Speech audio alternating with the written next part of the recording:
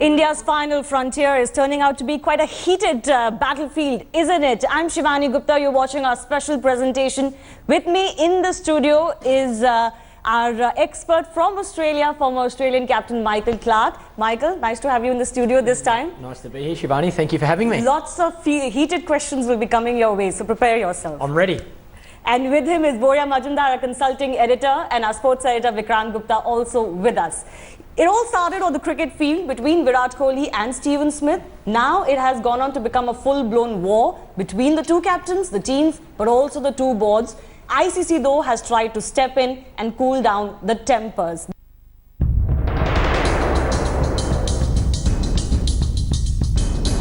Late Thursday evening, BCCI filed a fresh complaint against Australia captain Steve Smith with the ICC over the DRS controversy. Despite the international body making it clear that no action will be taken against Smith, BCCI insisted for a charge of a level 2 offence under the ICC Code of Conduct, contending that Smith and Peter Handscomb had acted against the spirit of cricket. But the ICC brokered peace for a second time in this matter.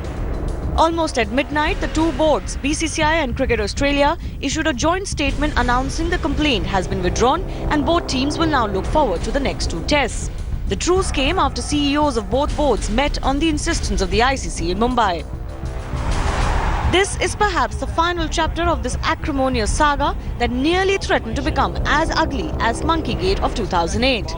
Great piece of bowling. That's the one that's never said die. But there is no denying that both teams are riled up because of the charges. And with the series tied at 1-1, it will only add to the drama on the field. Sports Bureau, India Today. So, Michael, it was the homework saga last time around. It's going to be the brain fade saga this time, isn't it? It's not representing the Australians in very good light, is it? All of this thing that they're saying. Look, I guess the one thing I've read, obviously after the event, I've spoken and voiced my opinion, as Steve Waugh just did there, and sounds like we're saying very similar things. The one thing that I would like to see come from this is I'd like to find out from the umpires on the field whether Virat had approached them or did approach them during the game leading up to that. They've said no other incident has been reported. Is that the match referee or is that the umpires? The match referee has come out and said that, so that I'm sure that he knows Even what the umpires have said that on an official note. Yeah. He's just spoken to a few, saying that this is the first instance. There's no other incident has been reported. At the end of the day, what I do agree with is the game needs to be a lot bigger than this, and I think we've seen two fantastic test matches, and now Ranchi is going to be an unbelievable test match. So all this does in regards to the players is builds fire in your stomach for that next chance you get to compete against each other. And I've no doubt the Indian team are going to remind Steve Smith and Peter Handscomb of what has gone on in Bangalore And when what they get really to is a Ranchi. brain fade. Well, we're about to see if it's a brain fade or not. Come Ranchi, who knows what's going to happen. But it's, you know what, it's built this series, that's for sure. But Peter Handscomb, you were one of the first few from Australia's side to say that, you know, his behaviour seemed suspicious, isn't it? Where do you stand today? Because many are still saying that why would he ever do that? He's come out and defended himself saying, see, I'm a little new, I didn't know. Maybe it was a brain fade from his side. But you were one of the first ones to say that that didn't look right. I'll add to that question before you take that. And even if Peter Handscomb is telling you, you are the captain of Australia. What was Steve Smith doing listening to Peter Handscomb? He knows rules better. Yeah, Steve Smith does know the rules, there's no doubt about it. He's captain of Australia, and you would like to hope that anybody that walks into an international team, it's no different to, you know your code of conduct, you know your drug violation, what you can and can't take, you know what time you got to be on the team bus. So you would hope that Peter Handscomb finds out very quickly what the rules are at the international level if he doesn't know what's going on at the moment. I think it just happened. It just happened. I mean, even though he was in the wrong, it could have happened in a stadium like Bangalore.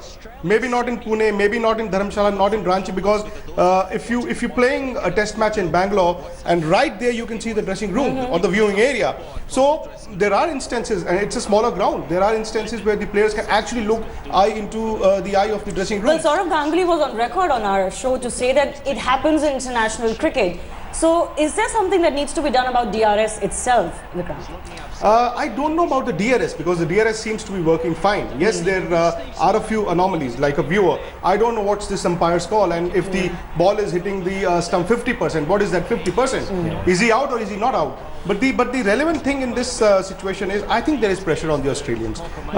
After the first test match, there were a lot of comments about Virat Kohli, how a few legends had lost respect for him. And they did say that, you know, his over-aggression is building pressure on the Indians. But I think now it's the other way. Maybe in trying to retaliate to Virat, the Australian teams also put a lot of pressure on themselves. No, what I was meaning about DRS changes is, they say, like during the ball tampering row, we heard that, you know, why don't you make the rules the same for everyone? So that if somebody is getting away with it, it levels the playing field. So if Kohli's allegations are right, Michael, what I mean is if players are doing it, you know, without the umpires noticing it, might as well just, you know, make it okay then. No, I don't think so. I think let's just go back to playing the game how we all love playing it. Let's compete hard on the field. I want Australia and India to butt heads on the field, be tough cricket, but there's a line. Don't overstep that line. And I think we all should just understand that the fact that we're having so much conversation about this, we're not seeing this regularly. So I don't think we need to, it's like, okay, drugs are okay for one, so let's make drugs okay for everyone. I'm saying no to that. I'm saying, let's just play the game in the right spirit. Let's compete But we hard. should ensure that no rules are being broken by anybody. That's the important thing. I agree with because that. then it creates an non-level playing not fair. field. I agree. But how do you think Steve Smith is handling this? What is it going to do to his captaincy? Because he's coming under a lot of attack. Well, I think there's no doubt there'll be eyes on him come the next test match, and even from his teammates leading up to the next test match. So, you know, I think Steve's a tough character, and this is probably the first time the spotlight's been on him individually, because his performances as a player have been outstanding since he's taken over the captaincy. I think he's got good leadership around him. He needs to use the likes of David Warner, Darren Lehmann, the other senior people around him if he does need support. I haven't spoken to Steve since the event, so I don't know. He might be completely fine. He might be, you know, getting on with things and preparing for Ranchi. But it's, you know, like I say, it's the first time that Steve Smith's had to face certainly criticism like this from the Indian media. So. And it'll also test his strength of character. Remember, Boria, we were there in 2007-8 during that monkey gate, and we were the ones who had sleepless nights. It seemed the players were fine. But then the Indian team at that point in time, Shivani handled the pressure well. Where Steve Smith is today, Harbhajan Singh was that time.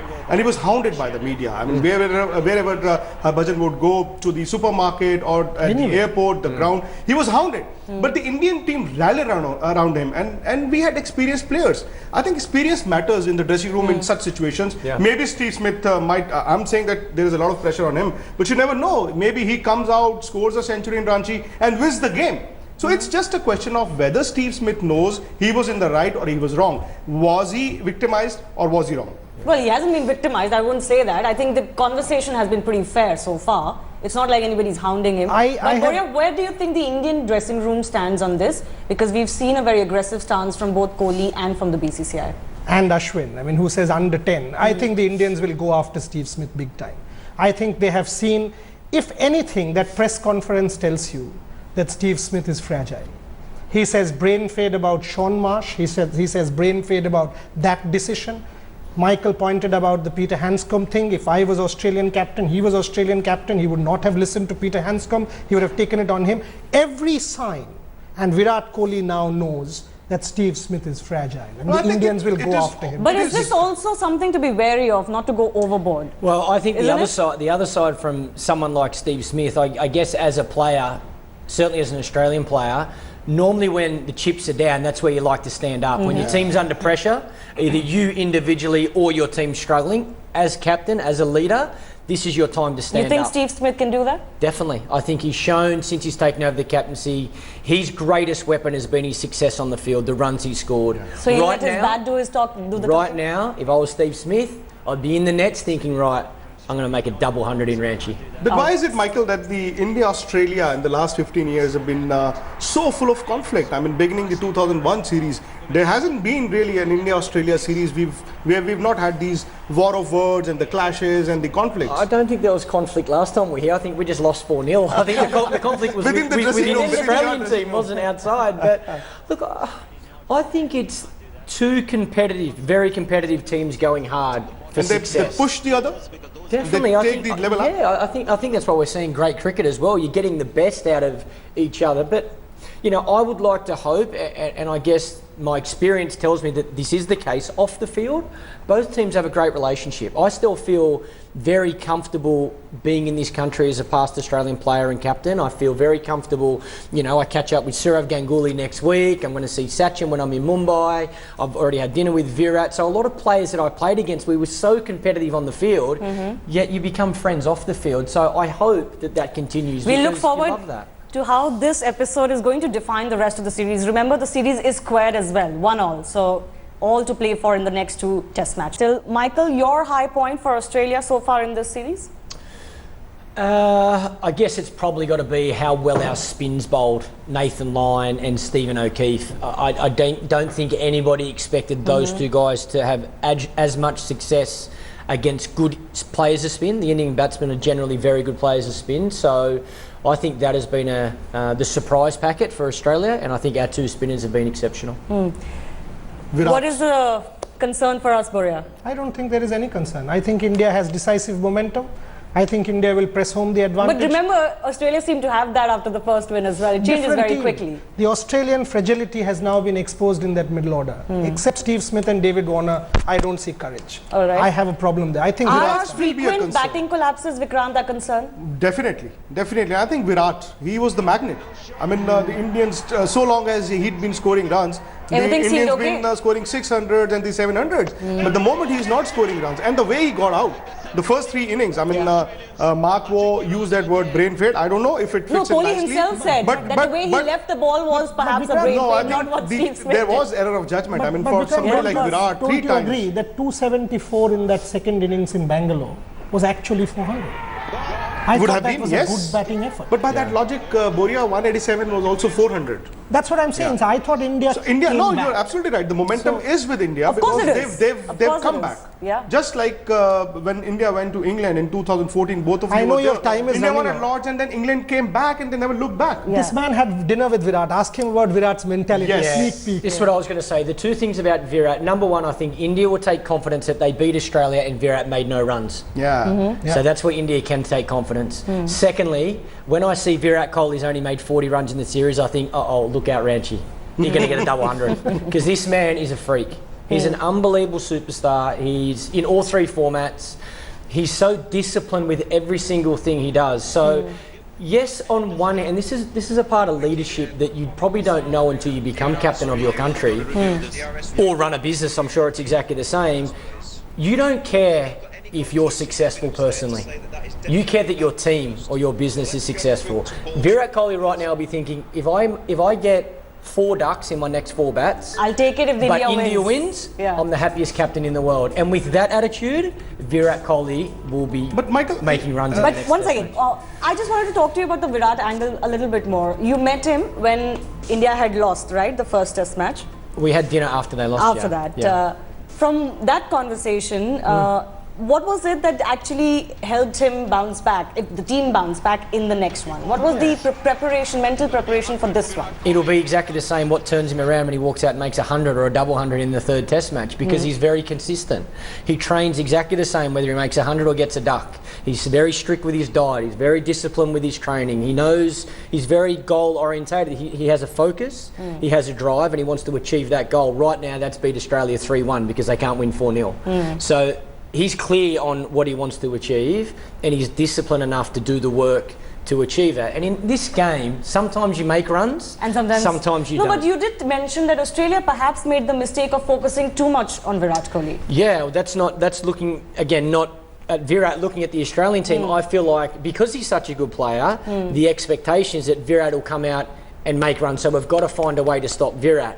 But with that means you probably take a bit of focus off every other player, and that's where I say India could probably take confidence that they beat Australia with Virat making no runs. Now the Australian team needs to focus on that whole top 6, find a way to get them all out. And Boria, who has been the highlight in Virat's, the absence of his runs, or from batting or from bowling?